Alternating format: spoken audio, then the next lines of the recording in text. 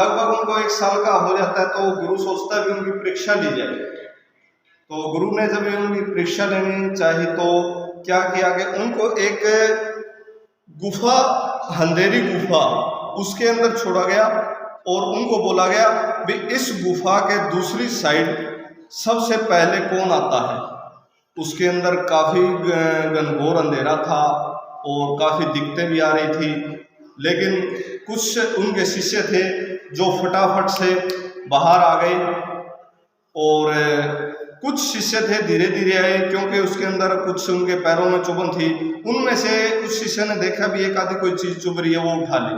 और एक शिष्य ऐसा था कि उसने जो भी चीज़ चुभी नीचे ढूंढा उसको और उठाया और जेब में डाल लिया, उठाया और जेब में डाल लिया। उसकी सोच ये थी कि ये मेरे चुभ रहा है, चुभा है, ताकि दूसरे को ना चुभे। तो उसने उठा के अपनी जेब में भर ली और झोली भर ली।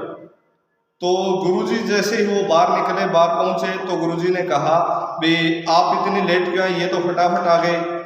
तो उसने कहा कि गुरुदेव, मैं ये कुछ चीज़ें थी चुभ रही थी, पत्थर थे, वो मैंने उठा के और अपनी जेब में डाल लिए। तो बाहर आके देखते हैं भी क्या, दिखाओ कहाँ है वो पत्थर।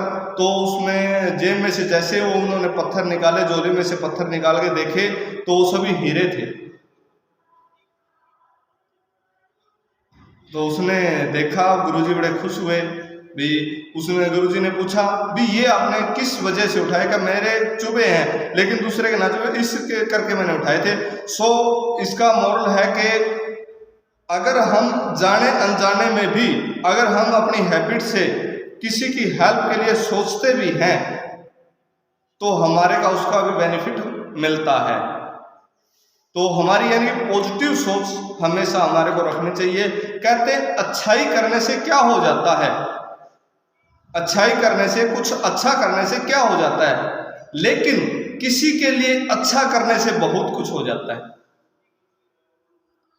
जैसे आप एक स्वास्थ्य के प्रति इसके अंदर जुड़े हो, अपनी जिंदगी का 1 घंटा आपने बढ़ाया है, क्योंकि लोग इस टाइम तक लगभग सोते रहते हैं या मोबाइल देखते हैं, और आपने अपने जीवन का 1 घंटा बढ़ा लिया है। तो इसी तरह आप भी नेकी करें और किसी का और दूसरों का भी ये घंटा बढ़ा सकते हैं, उनको भी एक हेल्दी लाइफ दे सकते हैं।